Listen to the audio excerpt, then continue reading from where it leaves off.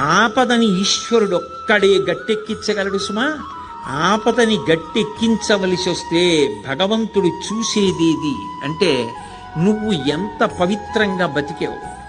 నువ్వు ఇతరులకు హాని చెయ్యగలిగి ఉండి కూడా చెయ్యకుండా నిన్ను నువ్వు నిభాయించుకున్న సందర్భాలేవి.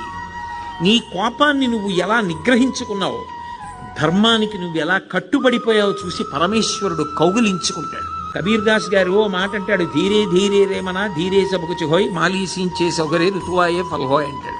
ఇవాళ విత్తనాలు పెట్టి నేను బిందెలు నీళ్లు పోస్తే జామ చెట్టు వచ్చి కాయలు కాస్తుందా? ఇవాళ విత్తనం పెట్టి కొద్ది కొద్దిగా నీళ్లు పోస్తే ఒక 5 ఏళ్ల తర్వాత చెట్టే విరగ కాస్తుంది. ధర్మాన్ని నమ్ముకున్నవాడు పాడవడు.